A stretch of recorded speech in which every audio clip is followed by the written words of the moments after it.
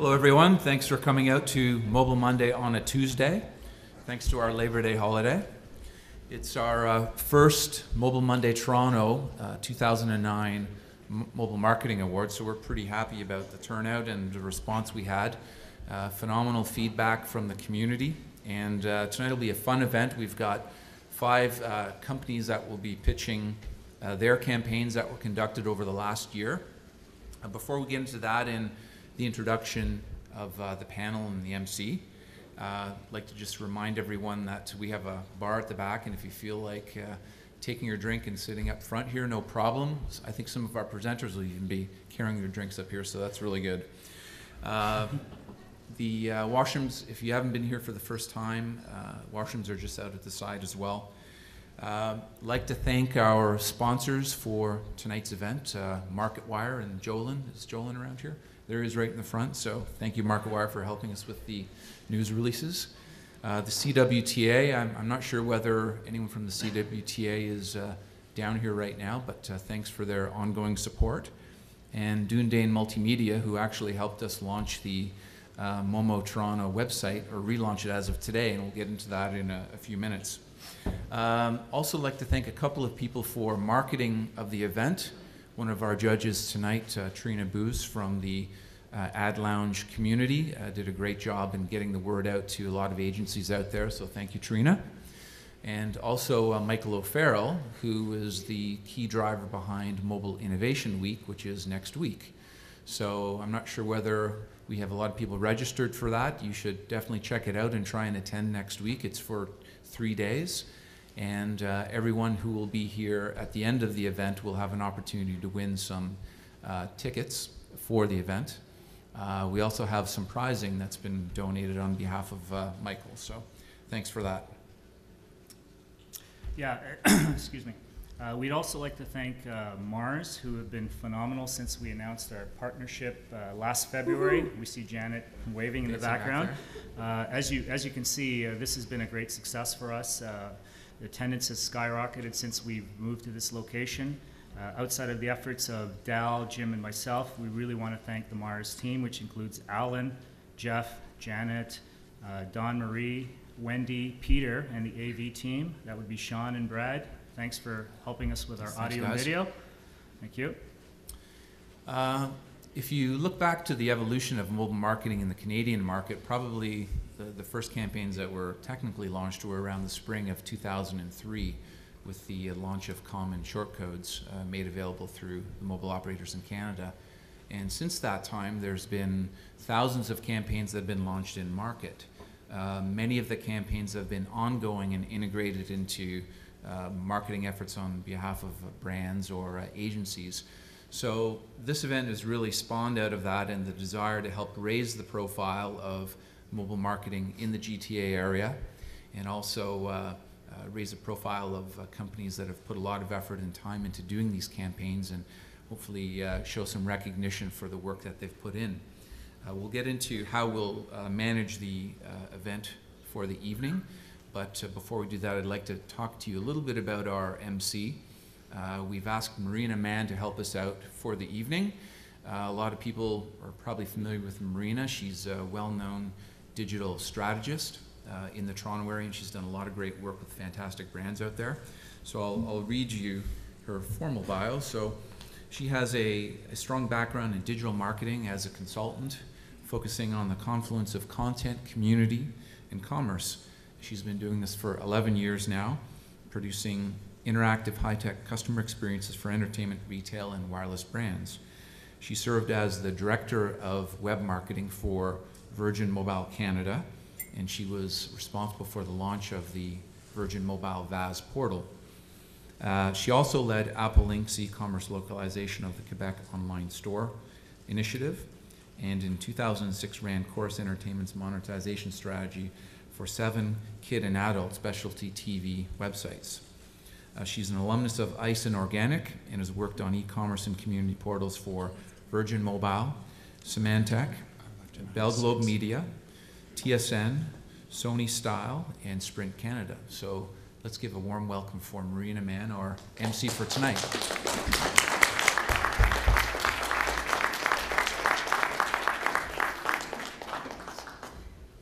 wish my mom was here to hear that. She'd be like so proud. She still says, you know, do you really have a job? You know, she still thinks I'm unemployed and is just, you know, making up that I do this work with the internet and mobile. Anyway, all of that to say, it's really an honor to be here for the first annual MobileMonday Toronto Marketing Awards, and thanks to everybody for coming on this very warm day. So the event was set up, as you know, to recognize mobile marketers. There's a lot of amazing innovation going on out there in mobile marketing. It's really exciting. And today, I guess it's where we were about 10 years ago with the web. So it's wonderful to be able to see people pitch their mobile apps today. So what's going to happen is the format for tonight is we have 5 participants. They're going to come up and pitch us their marketing programs. The judges will maybe ask 1 or 2 questions, and we'll throw a question out to the audience, so get your questions ready. And they'll have 7 minutes to present their mobile campaigns. So what do the winners get? The winners get bragging rights, of course, from MobileMonday Toronto, so that's really great. Big award, and feature speaking opportunity at Mobile Media World 2009. That's happening September 14th and 15th.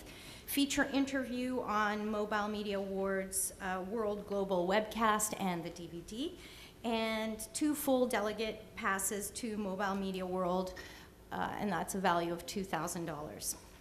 So, moving right along, I just wanted to introduce to you our esteemed group of judges. Michael Keefe, you see on the end here, is the chair of the .mobi Advisory Group Mobile Commerce Task Force. It's an international task force developing guidelines, best practices, and standards for commerce on the mobile web. Previously, Michael held senior strategy roles at Blast Radius, Moda Media, Carlson Marketing Group, only to name a few.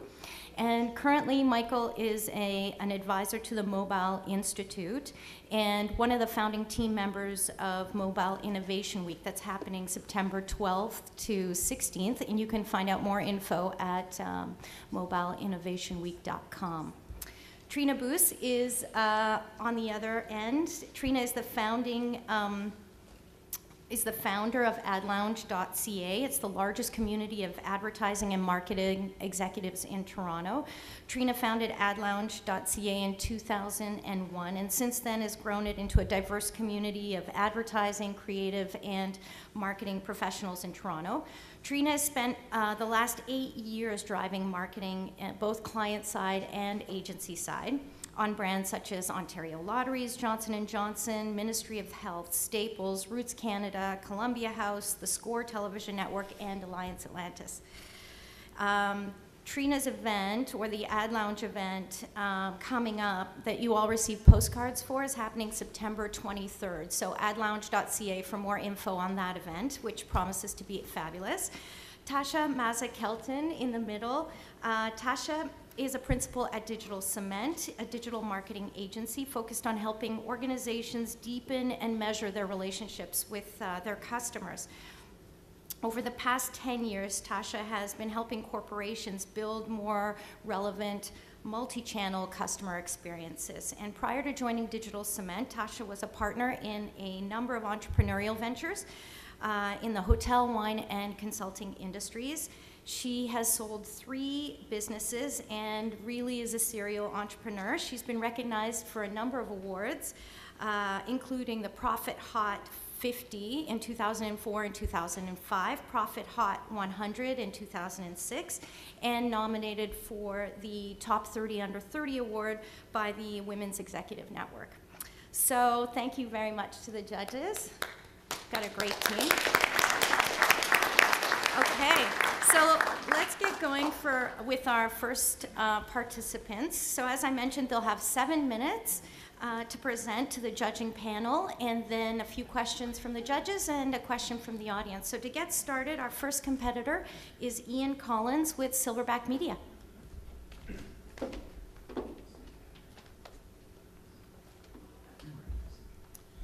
Thank you very much.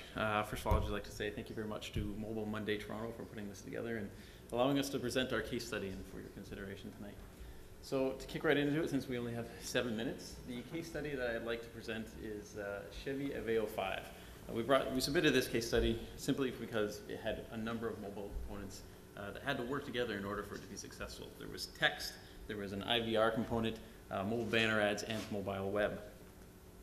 So on the front end, the client requirements that we received were very simple. Create a buzz around the Chevy Aveo 5 and make sure that the car was at the top of mind for consideration in future automobile purchases. The target demographic that we were going after was 16 to 25-year-olds who had a very active and highly social lifestyle. With the MSRP on this vehicle, it was under $14,000, so it made sense to go after that sort of first-time car buyers and university-going students who may be looking to purchase their first car. The campaign overview, so what we did in order to address those client concerns were, obviously, we devised a campaign that would create a buzz around the Chevy Aveo 5. Mobile contests targeted younger demographics, and all participants were given the chance to send their friends an IVR prank call message through a keyword text-initiated IVR menu system, meaning the end user would text the keyword to the short code, I think it was prank, to 777-888. Their phone would actually ring, and there would be a list of 5 different prank calls that they could choose from to send to their friends. Anything from disgruntled old girlfriends to the airport security calling you to tell you that your package of a mail order bride is ready for pickup. Very wide variety of things to choose from. The SMS platform was also utilized in launching or in delivering the URL attached to the attached to the program as well. And a mobile call to action was integrated into several consumer touchpoints, including mainly out of home and online. Mobile banner ads were integrated into several mobile media networks, things like the Weather Network, Yahoo, and CBC, to increase targeted campaign impressions. The media integration that we chose, obviously out of home, we had some print, online, mobile banner ads, and obviously mobile web. The platforms that we leveraged, SMS, for obvious reasons, interactive voice recording, online, mobile banner ads, mobile web. And the campaign results, this is what everybody wants to know, how well did it do? We had thousands of unique mobile participants in the SMS component, 25% virality rate on the IVR component, meaning 25% of the people who actually received the IVR prank call listened to the entire message and went through the menu at the end of the call and sent something on to somebody else in their mobile phone book. And we had this is the big part, we had over 80,000 unique views on the mobile website. We attribute this largely to the fact that the mobile banner ads all pointed to the mobile website, and it was launched slightly after the launch of the iPhone in Canada, and we all know with every iPhone there comes a data package, and everybody who has an iPhone loves to surf the mobile web. And the buzz factor was accomplished. And it was so successful that we still use this as a case study in all of our ongoing presentations to new clients. And that's about it for me. I think I haven't surpassed that 7-minute time limit as of yet. Derek Calfer sends his apologies. He was supposed to be here tonight as well, but he got stuck at home with child issues. And I would like to open it up to the judges and the floor. Wow, that was like under 7 minutes. That's awesome. Great. All right. So do we have any questions from the judges?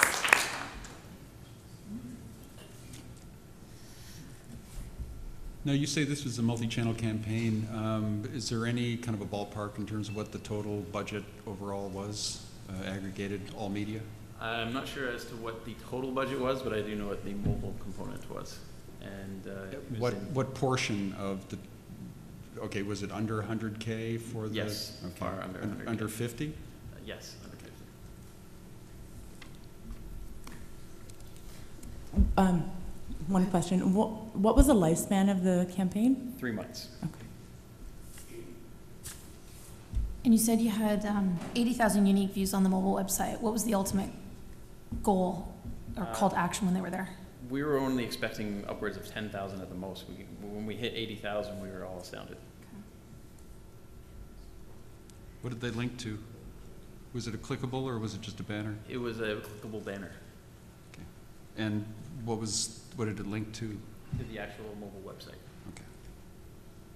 So hang on a minute. You had so you did a campaign on other sites to link Yes. Okay, that's fine.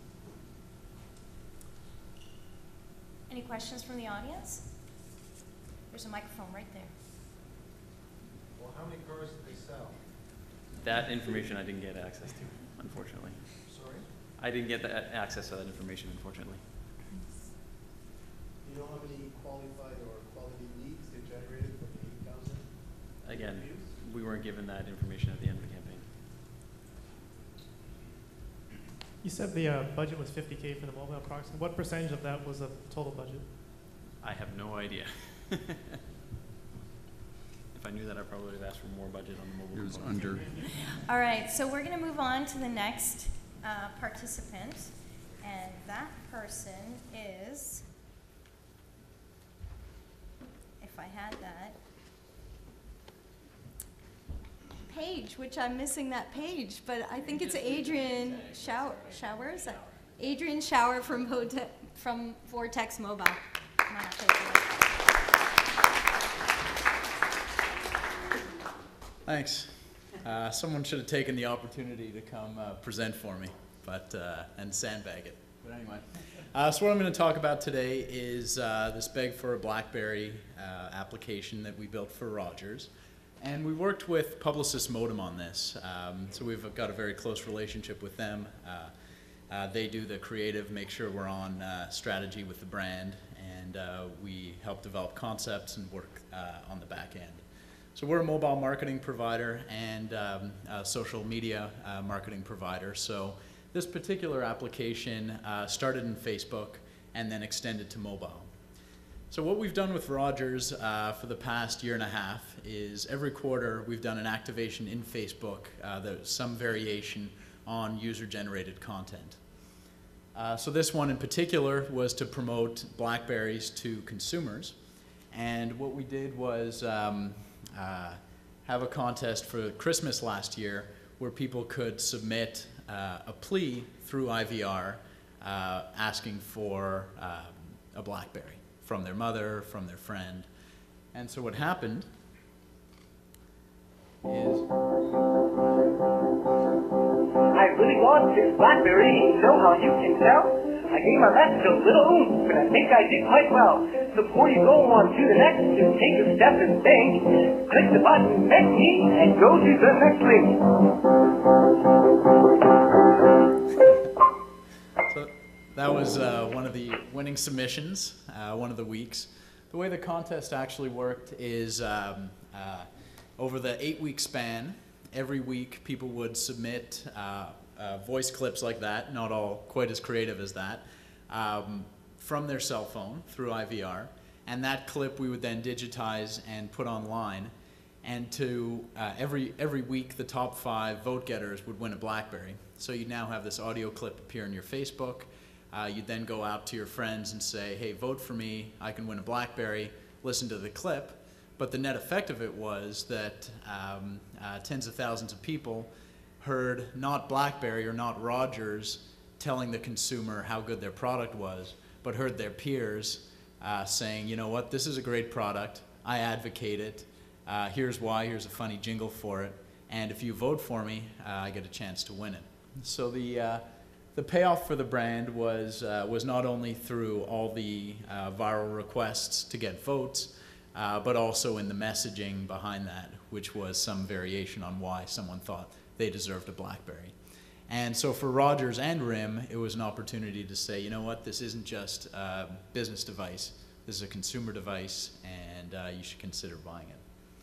And you can see from the reviews and from the results, which I'll show you just now, was very successful. So we had over 40,000 votes submitted through the 6 weeks of the contest. We had over 10,000 users of the application, people who've allowed the application access to their profile information. And so the tie-in between social media and mobile media was very tight. And at the end of the day, because we confirmed the IVR with an SMS, we knew what carrier everybody was. So the added payoff for the brand was to say, okay, who's interested among possible consumers in upgrading their phones, and how many of those are Rogers customers versus Bell or Telus? So very neat result there, and I think I may be even faster than Ian, in that this is my second to last slide. One of the things I like to point out here is that during the period of the contest, we were in the top 3% of all Facebook applications within Facebook in terms of active usage. So thanks, and I'll turn it over for questions. Great, thanks. And for a sip of beer. Do the judges have any questions? Yeah. What did it do in terms of device sales? So again, this was more a marketing and awareness campaign, Okay. so we weren't able to link directly through to sales. Okay. But so interestingly though, one of the payoffs they were looking for is to amplify their online ad budget. So there were, in the very low tens of thousands of Facebook media that went into promoting this application and this campaign. And so on top of the impressions you pay for, you then get the hundreds of thousands of notifications that are sent out. And so the payoff for the brand, as I sort of mentioned earlier on the engagement side, well, even on the media side, is the difference between seeing a notice in Facebook that says, hey, Rogers tells you their brand is cool, versus one of your friends saying, hey, I've engaged with this brand, have a look at the message and consider the brand. There was a big jump between week 3 and 4, and you alluded to it in the power of viral to convert that many. What do you really think was the cause of that significant of a jump, though? Yeah, so it was a combination between the timing of the media buy relative to the campaign window. But these things, these viral things with prizes associated with them, also tend to have a ramp up. So 5 Blackberries every week is a very nice prize, and so the word kind of gets out. People rally their friends, and we find a lot of users who submit content. One week, you'll see people in their peer group start to submit content and go solicit votes out to their, on average, 150 friends every week thereafter. So just follow on that, do you think that an 8-week time span was the right length for this? Could it have benefited from being longer? Would it have been heard if it was shorter? And to recommend to the audience here a proper length for a campaign, is that 8 week? Yeah, that's a great question. 4 to 6 weeks is probably a minimum. To run a viral campaign that's only a couple of weeks, you'll probably miss an opportunity. One of the interesting and really compelling things that we do with Rogers is we don't just consider these one-off campaigns. Every quarter, we take the user base for an application, we flip the application into some new UGC app that's related to whatever the quarterly theme of their marketing initiative is. And so we grow that user base over time. So it actually acts as a CRM channel in and of itself as well. Do we have any questions from the audience? Any takers? Any more questions from the judges? I have one. Trina? Maybe 2. So I'm just curious how many, so we know there's 40,000 voters, 10,000 users of the application and people that downloaded it. What about actual submissions? Yeah, so submissions, there was an average of about 100 per week. So I don't know the exact number off the top of my head, but it would have been in the 500 to 1,000 range. Mm-hmm. And was there much talk outside of Facebook about this campaign? Were you measuring anything outside? So interestingly, we weren't able to measure a ton outside of this application for this particular campaign because the user experience had to start in Facebook. We've done other campaigns where SMS was an entry mechanism, mobile web with supporting ad campaigns or entry mechanisms. And there we get to see kind of the relative buzz within Facebook and out of Facebook. This one we weren't really able to measure. Quick question, how big was the basic ad buy to generate that much buzz? It was in the low tens of thousands. Yeah. That's awesome. Great. Thank you very much, Adrian. Awesome. All right, so our next participant is Nusar from Addictive Mobility. Good afternoon, ladies and gentlemen. Okay, so my name is Nasser Ahmed. I'm the CEO of Addictive Mobility. We're an interactive technology firm. We have about 5 years experience in the mobile space. We launched some pretty cool programs, first ever in North America. In 2008, we were proud enough to win the Media Innovation Award for Best of Show Gold for Canada. We're also active in Mobile Mondays, so just thank you for Jim and Alex. They're amazing guys to work with. We also participate in Toronto and New York mobile chapters. And we're really big in the community. We're really big in iPhone and BlackBerry. Our office is located in Markham, and we also have an office in California, just to give you an idea about us. These are some of the clients we've worked with. So let me just go back for a second. So we've worked with some really big clients, and we've had a great opportunity to understand what brands and marketers are really looking for. Pepsi's our biggest client, and we're focusing on one of their brands today. So what we did for Brisk, actually, is we actually created an iPhone application. And our iPhone application was actually, it's on the App Store today, and it uses the iPod and iPhone touch capabilities where you can actually draw and create your own user-generated content. So before I go a little bit into the creative concepts of this application, I want to give you guys some history about it. We first started this application as a web app on their microsite, and we wanted it as a way for people to express themselves, the Brisk target market. From there, we decided to go social, and we took this web application and we put it on Facebook. On Facebook, people were able to share the canvas and refer friends.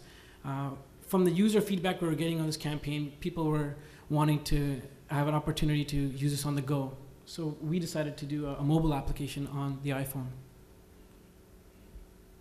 So some of the creative elements on the iPhone were every time we did this campaign, people were coming back to us and saying, can you make it better? So on the iPhone, we actually had stencils and backgrounds that were all designed around the Brisk look and feel. So though it was user-generated content, the artwork that was being created was actually something that resembled what the brand was looking for. We also talked to the artwork community, and they wanted something where they had the opportunity to pick their own colors, and so they were really choosy. So we made sure that the iPhone application was bigger and better, stronger than the first two campaigns we ran on the microsite and on Facebook. Innovative use of technology. Well, on the iPhone, we realized, because our application is kind of like a Photoshop application where you can draw, you have stencils, and you have images, we decided to leverage the camera of the iPhone. So with our iPhone application, you can take a picture of somebody, and you can overlay images on top of the actual picture. So you can draw, and you can make really interesting artwork and send it, what we call as M greetings. So you can actually send it to your friend. And that's our picture of our CTO right there, making a little bit of fun of him over there. You can also shake the application. You can also use the accelerometer as well. Innovative use of technology for us was how we were able to use different mediums. So we started off as a microsite, we went from Facebook, and then we went right to an iPhone application. So as part of this migration from a standalone application directly to a social media space, we realized that in all the phases we were getting user-generated content, the brand was getting their awareness out there, and everything was being reinforced at every stage. So this is our pride and joy of our whole campaign. The number one thing that we wanted to do was we wanted to reach the target market. Now, because Pepsi was really big and they wanted to trump Coca-Cola and what they were doing on the iPhone space, they wanted an application that just didn't have form, where it was a game that you use once and then it gets abandoned. They wanted to use form and functionality. So what we did with this application was we allowed people to view user-generated content, but we also allowed people to create their own and share with their friends. So it boosted form and functionality, which is essential in any good iPhone application. We also allowed them to be brand ambassadors. So selectively, what we were able to do on Facebook and on the iPhone, where we were able to identify the people that were using the application most and reach out to them and allow them to be part of special events and get them to be our brand ambassadors. Also on Facebook, we went a bit further. A lot of brands just want to go on Facebook for going on Facebook. What we wanted to do is we wanted to use the analytical information we pulled from Facebook and see how we can better our marketing efforts. And when I get into the return on investment, we'll show you a bit more details. So this is an example of some of the user-generated content. I want to focus more on this slide because it shows the return on investment that the brand got. This is artwork that took hours and hours and hours to create. The brand manager not only got return on investment, but they got a return on ideas, because people were spending 2 to 3 hours creating artwork that was all sponsoring the Brisk brand. And this is a really great way. We did 0 advertising. We didn't spend $1, and we got thousands and thousands of downloads all through viral. One of the greatest things that the brand manager saw was the actual affection that they had for Brisk, which kind of shows in some of the artwork here. And these are some more interesting ways of people using the camera phone and drawing overlays of images and sending to their friends. People were sharing this, and this is a really interesting way of how people are using technology and meshing with brands and user-generated content. So the ROI, one of the things that surprised us, we didn't even plan for this to happen, but it did. In 2010, because of the success of this campaign, the brand managers are actually looking at the user-generated content, the pieces that people created, and they're actually taking this and they're making this as part of the point-of-sale material for 2010. So we never planned for this to happen, but they're actually looking at the user-generated content and saying, well, you know what? Mobile is going social and social is going mobile. If this is what people are creating and this is what people think about our brand, why not we incorporate the artwork that was created in this application and make it part of our point-of-sale material for 2010? We're really proud of that. We think we're one of the first companies to actually have user-generated content be formed as part of the brand marketing materials. And some of the other key facts were 30% increase of activations on Facebook, on iPhone. So we had more people using our iPhone application with no advertising than we had people using our Facebook application, which we use advertising. So that was really interesting for us to find out. And we had over 10,000 pieces of user-generated content, which people took 2-3 hours to build. So this was our return on investment, and we were really proud of this campaign, and the brand manager worked side by side with us. So that's pretty much our presentation. Thank you very much. Great, thank you. Awesome. Do we have some questions from the judges? Yes, there was one stat at the end there, 73% ROI. Could you go back to that one? I don't understand. It said twice, 73% returned twice. Oh yes, so the way we measured it is people were going back to the application not just once, so they weren't using the application, they're going back and they're creating artwork and uploading it back to the microsite.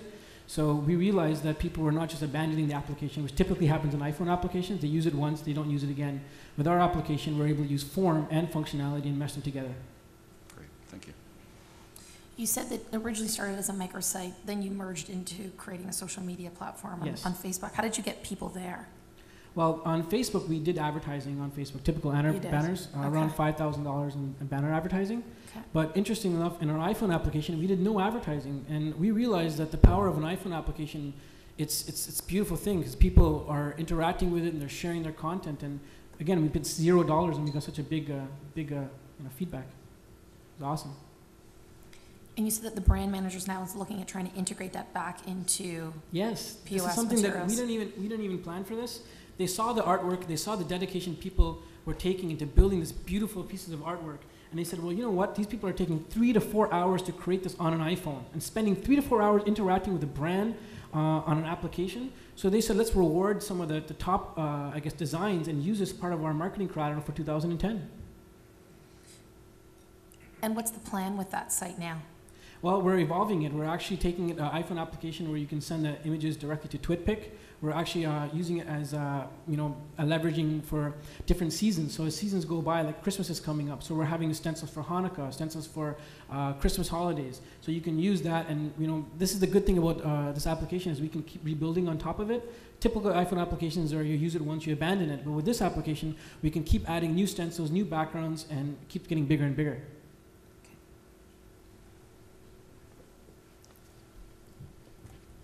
Do we have any questions from the audience? How much was the development of the iPhone app? Yeah, sure. Well, we do all our development in-house, so it was relatively a 15 to 20 grand investment for them. And we leveraged all the stuff we did from before, so that took in a little bit of a budget.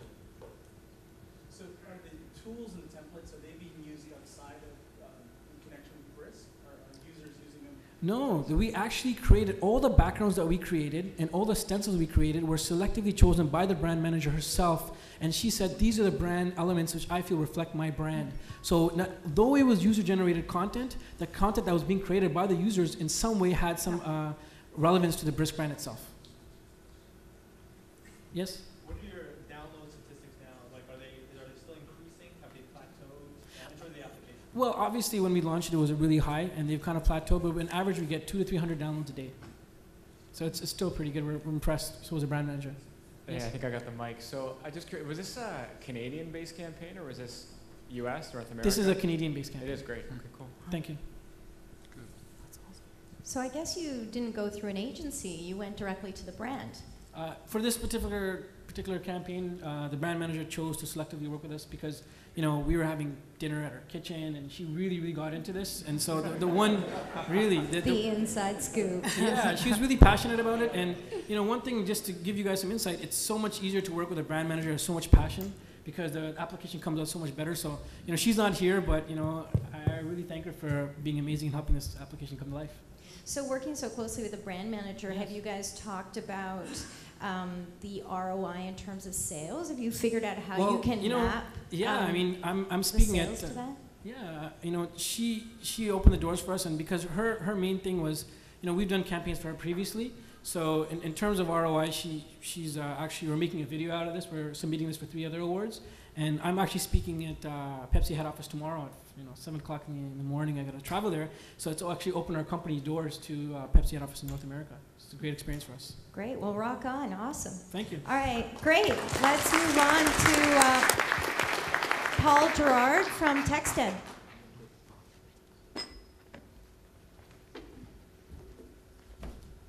Okay, thank you very much. My name is Paul Gerard, and we are a TextEd Communications, provides mobile solutions. And I want to tell you about Fox. Now, our friends at Brand and Tonic came to us with this company called Fox. They're a European chain of clothing stores, a bit like Zara or H&M. And they were launching in Canada, having really using Toronto as their... Oh, okay. Stand in the middle here. They were really launching in Canada as a beachhead into North America. And they wanted to create a customized mobile application to capture new customers, but also they really wanted to deliver highly targeted, well, essentially coupons via SMS. And they also wanted to be able to track exactly what was happening as well.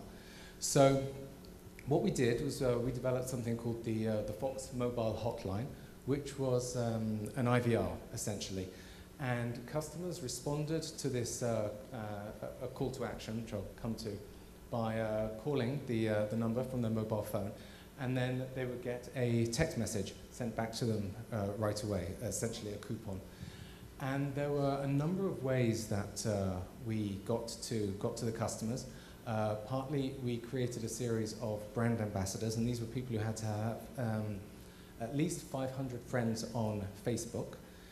And so the company had Facebook and other online advertising for this promotion.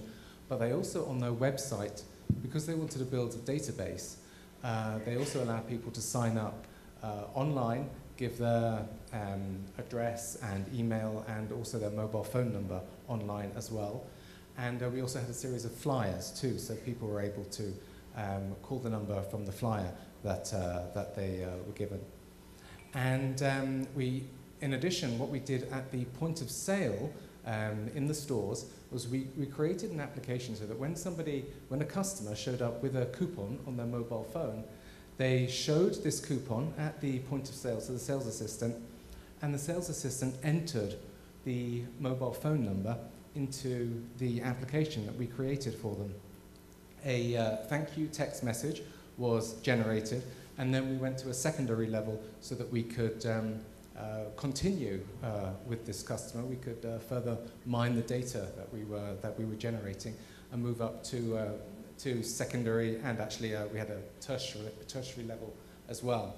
So this, to give you an idea of the kind of look and feel of the application that we created, it's a really young and funky kind of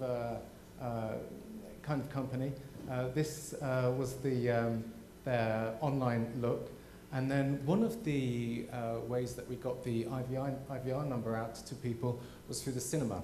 And last Christmas we actually had an advertising campaign at the cinema, which I think we can play now.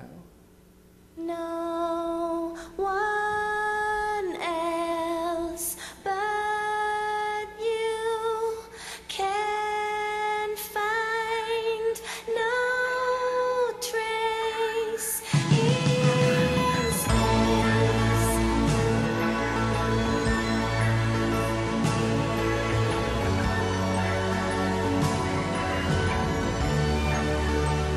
Fox, go basic. So that was the cinema campaign, which was quite interesting. And then this is an example of the text message that customers would receive when they called the IVR, and then they would get a thank you afterwards, and then they were migrated up to the next level. Because we were tracking exactly what was going on, we actually got quite a lot of statistics. The whole campaign was all about launching Fox Canada in Toronto. Online, when people entered their details at foxcanada.com, 90% of them actually also entered their mobile phone number and got the coupons. When people from a flyer, and we were able to track this because we gave them codes so we could, which they had to enter into the IVR. When people called the phone number from a flyer, 26% of the recipients went in store and redeemed their coupons.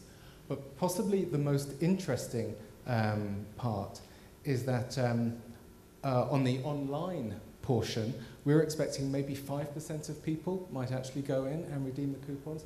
But in actual fact, 17% of people who signed up online went in and redeemed the coupon in store. So the whole point really was to build a database for Fox Canada. So there you have it. Any questions? Thanks, Paul. Great. You're welcome. Thank you. Great. Do we have questions from the judges? Yeah, so you mentioned that you did the cinema campaign. Was that the only thing you did to drive them to the IVR number? No, we did. There was the cinema campaign, Yep. online adverts, Facebook, Oh, yeah, and okay. also flyers. And one of the things which was quite interesting, in the shopping centres, in the shopping malls, they sent out their sales assistants when they had their hour off with these flyers. So they gave out many thousands of flyers, and we know that they did this over a 2-week period. They tried that particular campaign, and out of the flyers they gave out, about 500 people called in to the IVR, got the coupon, and they were part of the 26% who actually went in store then because they were already in the mall and redeemed their coupon. So if you were able to track everything back to channel, Yeah. what was the most effective at redemption in store? I think it was probably the people who entered their details online. Okay. They were not expecting to get 17% of people who entered their details online to actually go and redeem the coupon. They were aiming for about 5, we were told. And I've got one more question. Yeah. Feel free. You said that once you identified, or once customers registered, they became part of the database. Yes. They were moved up in terms Yes. of continuing and expanding that dialogue and Yes. involving the relationship. What happened to do that? What did that look like? That generated a next level of text message. So after they'd redeemed the coupon in store, they got a thank you, and then according to whatever the client wanted, then we could send out another text message with another offer, something compelling, a call to action in some fashion, which was entirely up to the client what they were looking for, and they wanted to continue the build up like that. So that was based on the profile, or was it random, just based on what they wanted to push to that audience? At the time, not so much random, but based on what they were looking to push. Yes. And what was the coupon physically on the phone? Was this all iPhone, or was it other? No. It was, no. We deliberately across had the it as board? an SMS campaign. Just alphanumeric? Yes, Okay. because we didn't want to exclude people who didn't have smartphones. They really wanted to keep it as an SMS an SMS campaign only. So it was just your regular 140 characters that came in. So how did you manage the training for the POS staff? We didn't train them. We provided this extremely simple interface. All they had to do was enter the phone number and hit entered. I mean, very, very simple. Because they were a brand new company, all of their point of sales were internet enabled, so it was very simple for us to do that for them. That's great. Yeah, yeah. So, part of this was to build a database, and what was kind of the expected, and then what was the reality? What was the final number? I'm actually not allowed to tell you that. Ah. Sorry. Okay. Had to ask. Come on, give us an idea, Paul. It was in the thousands. All right. Yeah, yeah. Okay. Yeah. Do we have any questions from the audience? Great. Go ahead. What was the nature of the coupon offer? Was it cents off, percent off, something free? We started at 10% off. There were also, at one point, I think there was a free T-shirt. Is that when there was one? But the 10%, they seemed to be big on 10%, and that had nothing to do with us. All of that was what the client wanted. They would send us the information. We'd do some test runs with their own people to make sure that it looked exactly as they wanted. Every full stop was in the right place, and so on. So that was entirely up to them. Okay, did you test any different coupons? Like, did you send one or different versions? Choose one of them in the end. Sorry? So did you test, for example, you said that you send one coupon with 10% discount. Did you, for example, send other coupons like different coupons to test, or it was just one? Initially, it was just the one coupon. Then at the second level, there would be another coupon with a different offer. I mean, I don't think they really went much above 10%. They weren't going to give the shop away here at this point. They kept it fairly low. So, sorry, let me just get this straight. So, in the mall, you had people handing out a piece of paper. Yeah, flyer. That said Texas number, we'll send you a coupon. Yes.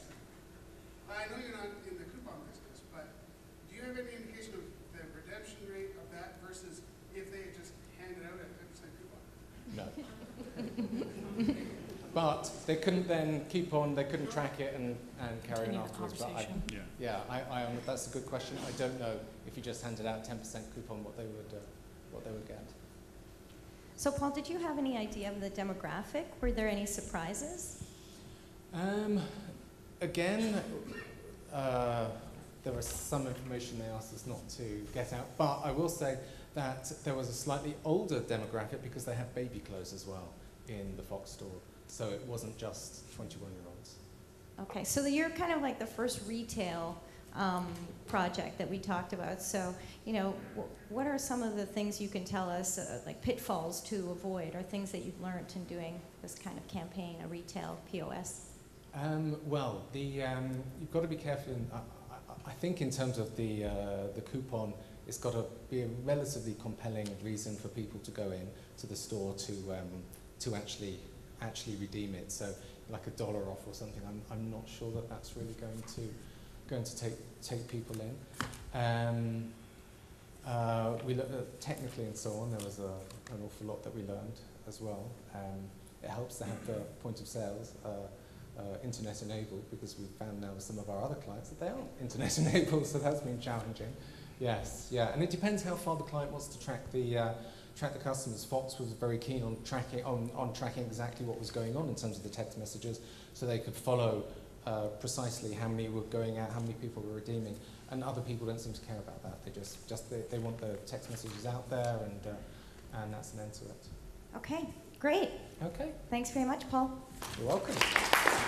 Okay, our next participant is David Brown from MyThumb.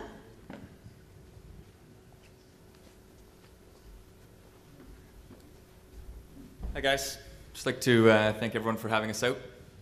For those that don't know MyThumb, we've been around kind of since the inception of the mobile industry here in Canada. And we work with clients such as Molson Coors, Best Buy, North American Wide, And our mandate is really to be kind of a one-stop mobile solution provider to our clients. So with that said, I'll jump into our case study today, which is Rogers Wireless and MTV. Maestro. So Rogers Wireless music sponsorship, our mandate really with them was to take sponsorship beyond just associating your brand with an event or a musical band, something of this nature, a concert series, and really make that come to life through activation. And the goal here was really to activate wherever the user was. So kind of cross-platform, multimodal activation that goes as deep as the consumer was willing to go with that brand at that particular time, but also be a utility kind of behind the scenes so that it's something that they'd want to get excited about and not just a brand in your face that, yeah, I'm going to do this to win a prize kind of scenario. So that said, I mean, yeah, the challenge is really to move beyond brand presence in exchange for sponsorship and really get into engagement, associate their brand in kind of a cool factor that's going to resonate better with the youth audience that they were targeting. So we can move right along here. So the first element to this is really creating a digital means of buying your concert ticket on your phone. And this is done, this could also be a case study unto itself, but I've shamelessly thrown it in here because it really speaks to the mobile activation. So this was something that we built for Rogers and Live Nation. It's called Wireless Box Office. What it enables you to do is to browse, purchase, and also redeem tickets all through the mobile device. So as you can see, it's kind of catering to whatever device you're on. The ticketing inventory, you're able to browse and see in real time what concerts are available. You can actually put in your credit card on your phone, and then it's delivered to your device via an MMS. You show up at the event, they scan your entrance. And so that was really the first activation for this concert series, was the fact that you were able to start the relationship through the mobile device wherever the user was. So if they saw the ad in print, you know, they could text in, they could get taken to the site, redeem their ticket right then and there.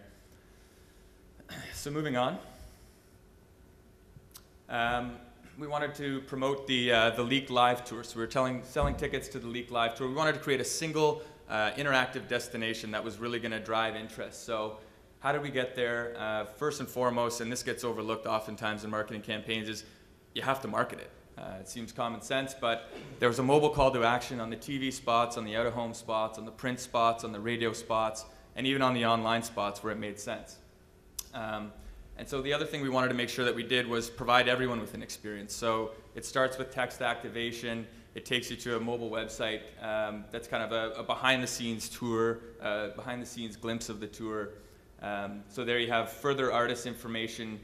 We were selling tones and graphics on the artists, and I'll get into some of the other elements as we go here. So if you want to just slip to the next slide. So that's kind of the pre-show. You're generating excitement. Again, artist content directly to your mobile. You can sign up for alerts throughout the tour, enter contests, look at the tour schedule, and also purchase tickets, whether it be for that show or to another Rogers Live Nation show that we were housing on the Wireless Box Office. So at the show, how do we bring this to life at the show? So we've got the engagement down. The thing that we did that was really kind of first of its kind, or one of the first of its kind in Canada, was allowing MMS to screen. So in addition to having a text shout out to screen, if you were a Rogers customer, you could actually take a picture of you and your friends at the concert, send that to screen, and then getting into the multimodal piece, that automatically populated a photo gallery on the mobile website that we were housing. It went to Facebook and populated the Facebook group. It went to the MTV online microsite. So, I mean, you can see the breadth of, you know, one interaction having a sweeping effect across various channels. The other really neat thing that we did at this show was user-generated encore voting. So you pick it, they play it. And that was, again, through SMS, and it was also available on the mobile website in a drop-down where you could actually pick the name of the encore song that you wanted the band to play. The band would come out, and in real time, you'd see the results of who was voting for what. And then the band would, you know, encourage the user-generated voting by saying, you know, what do you want us to play tonight, kind of thing. And then they'd actually play the song that had the most votes to it.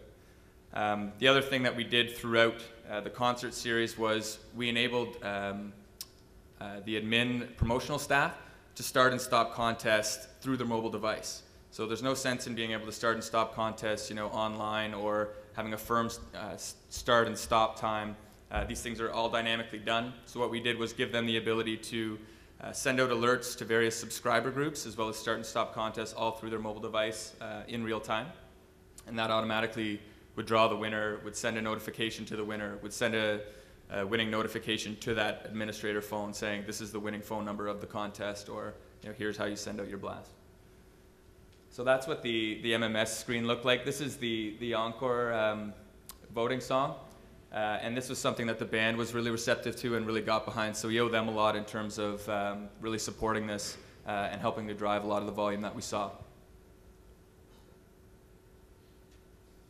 So the retention, this is where we really got creative with the whole thing. So the band's left town, the show's over, you're Rogers, how do you maximize your marketing spend without having it be just a one-off event?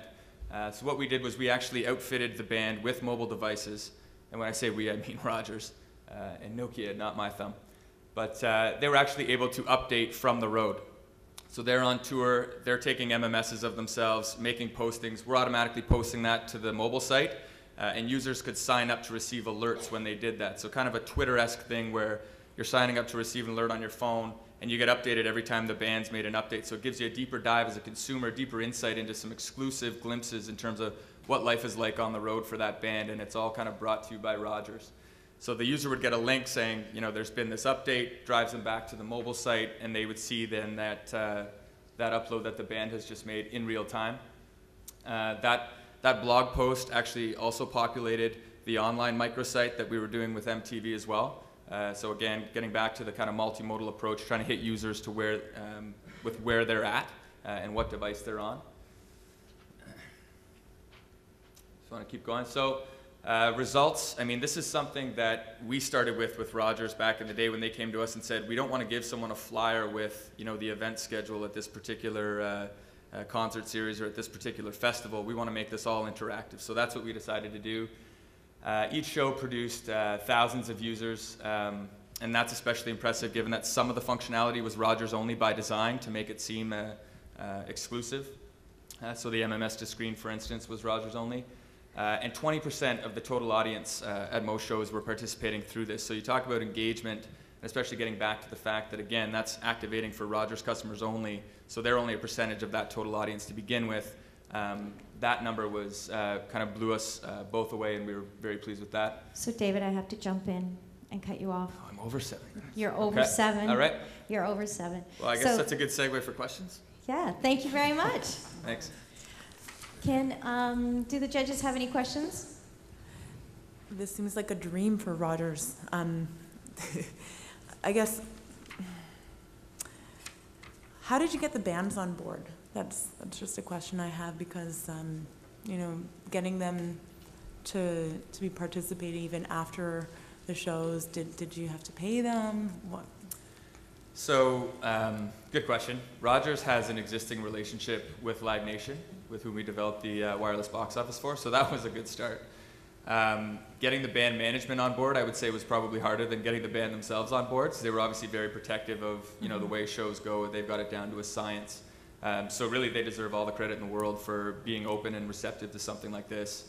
And I think as the tour went on, they became more and more receptive to it, to the point where they were actually wanting it themselves.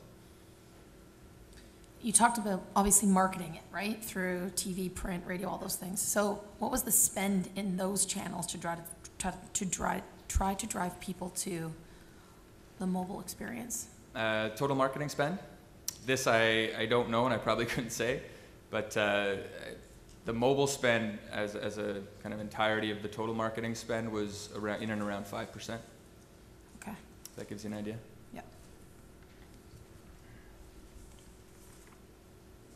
And sorry. No, go ahead. Go. Did you say how many people actually registered? Or sorry, were actually participating?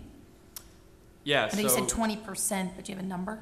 Each show there were thousands. So in the tour itself, you're looking at tens of thousands would be the participation range, and that was everything from taking MMS, which surprisingly to us was actually really driving the activity from users. So that was one of the first campaigns in Canada to have MMS incorporated with it. We didn't really know what to expect, but that was by far what people were reaching out for. So there is a thirst, there's a hunger for that innovation that's going to hit the mass market. Everything from that to text to screen to signing up for alerts to entering the interactive contests throughout the festival, these types of things. Okay. Was the mobile ticket used at the venue? That's right. So the mobile ticket was delivered as an MMS to the phone, and it was branded with, what time the gates open to, what time to arrive. And it was kind of a Rogers, Live Nation, League Live branded ticket that they would show up with a unique barcode, and they would scan that to get in. What happened if you weren't Rogers? This was part of the Rogers exclusive only. So they wanted to use that to kind of further associate themselves with the exclusivity and the innovation. So the entire experience was only for Rogers subscribers? The mobile ticketing was only for Rogers subscribers, but that wasn't the only way you could buy tickets. Okay. So you could buy tickets through traditional channels. So there were people who weren't Rogers subscribers at the concerts.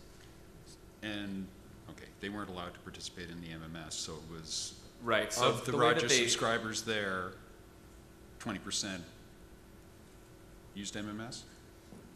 No. So total activity was in and around 20% of total audience. And total audience was comprised of both Rogers and TELUS and Bell and all the So it's other actually carriers. higher in terms of the Rogers base that was there. Yeah. Right. If you just segmented that to the Rogers base, it obviously would have been much higher. Okay. Thanks. Do we have One- any questions? One more question. Sorry, go ahead, Trina. What was the timeline in terms of initial concept straight through to execution and completion? Great question. So we've done this. We kind of started with this as the pillar, and we've actually evolved this concept through about 20 different festivals and tours that they've done, I would say. This one in particular, I think we must have turned it around in about 4 weeks to get something on board, and then some of the more innovative elements took about 6 weeks. And I'm going to look for my CTO in the audience there, who'll probably tell me it's closer to 4. Wow, that's not a lot of time. No, it never is, really. Do we have any questions from the audience? So you guys built a ticketing app from... Sorry, yeah, I Like, should it's a specify. That custom was ticketing something, app? that That's was an crazy. infrastructure that we had already built. Ah, So the okay. wireless box off was something that we had already built. Yeah, that's a good point. And so what did you do with fraud? Like, did you have the ticketing attendants, would they have special machines that were scanning the MMS tickets? And So they had scanners that would scan the tickets themselves. And then fraud, we're actually seeing less fraud, I think, than you'd see in traditional channels, because if you forward your ticket, that person shows up before you, then you're out of luck, kind of thing. So I think there's an added element of convenience with kind of a mitigated risk of fraud. And did you have a huge headache with the moderation? Like, I can't imagine the people taking obscene photographs with the MMS and texting it to screen. Did you guys have a whole team of moderators? We moderated that in real time. So we actually have a partner that does a lot of moderation for us. Some of our other clients, like CTV, we do a lot of kind of interactive text MMS to screen with as well. So we have a partner that we use for that. Great. Yeah.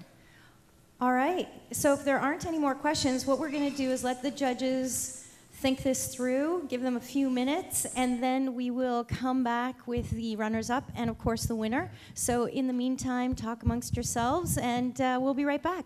Yeah, I think we wanted to just get up for a second, Alex and myself. Okay, sorry. And, I wasn't that's reading okay. the script. Everybody sit back down, sit back down. Sit back down. Alex and Jim are just going to say a few words. Sorry, my fault. Bad MC. No, we'll just go.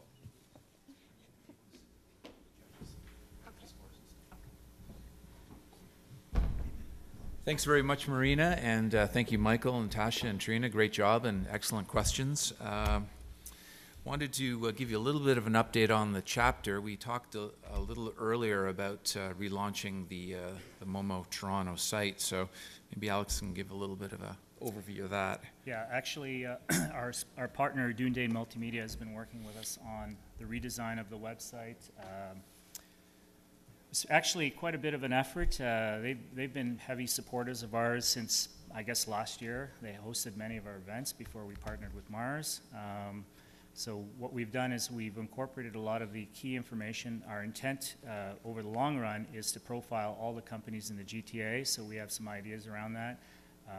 We're going to also incorporate a forum that we hope will build some traction around the community, give people an opportunity to moderate certain sections of the industry sector and allow people to congregate online. So we are live as of today. We plan to add a lot more content, including the video that we're taping tonight, as well as the audio. That'll give everyone an opportunity to pass that around. And if you have any ideas about the event, the website itself, definitely send an email to Jim or I. We definitely want some input from the community. Excellent. Also, like to remind you about Trina's event, which is September 23rd, which is called Conversuasion, the Art of Selling Using Stories, I believe it's called. So that's an event that you should attend, and I believe there are postcards in the back, so don't forget about that. We also talked earlier about the Mobile Innovation Week next week and how everyone would have the opportunity to win passes. So we have Michael O'Farrell here, and he's going to give us a 1-minute overview of the event and how that came to fruition, etc. So if Michael will want to join us in a couple seconds, that'd be great. How we'll do the draw for the passes, if you wanted to text the word pass to Alex's number, which he'll give you right now. Which is 416-625-2302. That's 416-625-2302. So just text the word pass to 416-625-2302, and we'll do a random draw for the 3 passes for Mobile Innovation Week. For October's event, we have a pretty interesting session lined up. We'll be posting the event online, but the focus is around leadership in high tech, and we have some pretty significant high-tech leaders that'll be joining us for almost a fireside type of chat.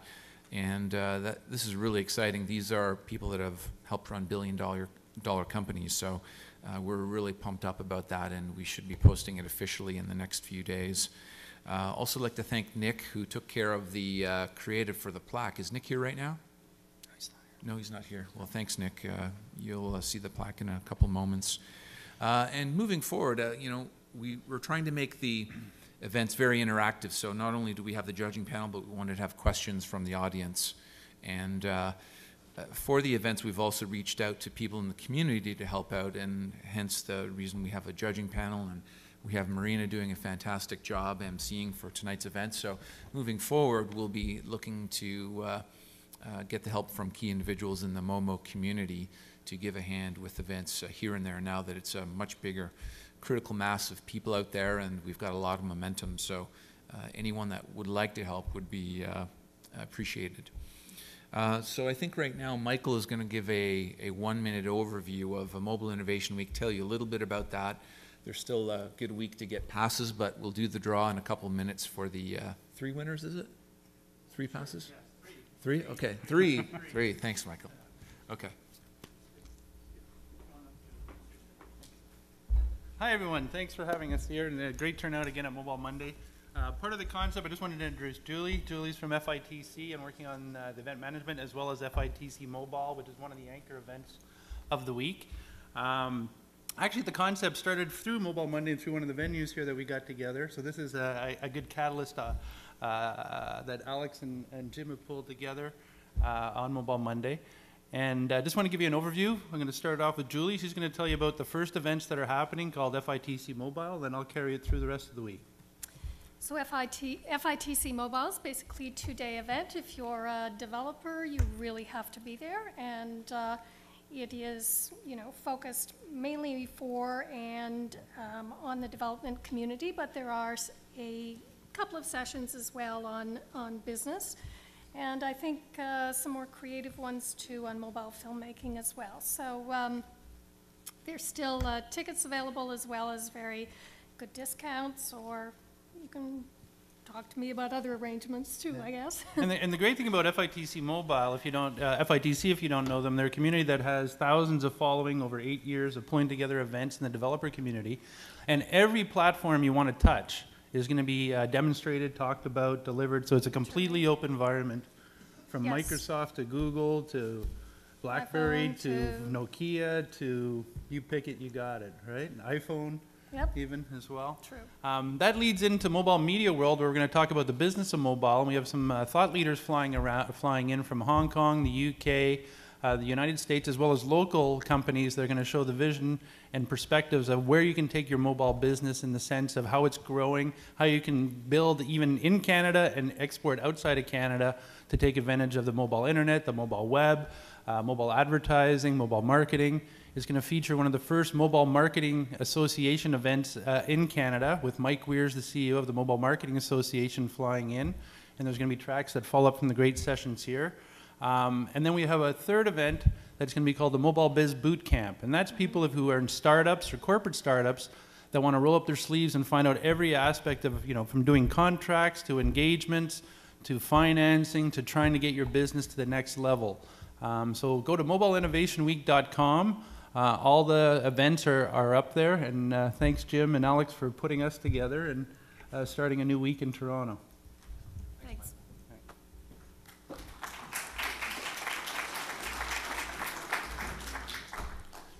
So I think Alex has text back the 3 winners, so people should receive messages on their phone, or should have, and if you either approach us or Michael, we can get those passes to you.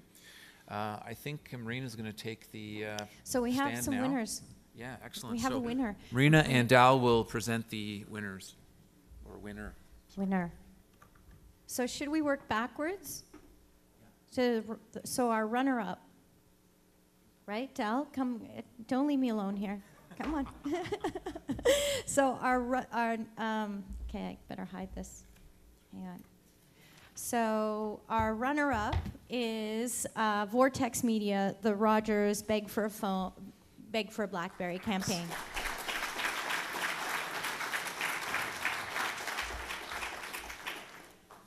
And our second runner-up, is that what you call it? The second runner-up. Second runner-up. My Thumb, the Rogers MTV campaign. So congratulations. And the winner is The big one. The big one. Addictive Media for the Brisk campaign. Come on down, up. Addictive. Come on up. Yeah, no, sorry. Come on up. You get a plaque. Congratulations. Thank you very much. Thank you, guys.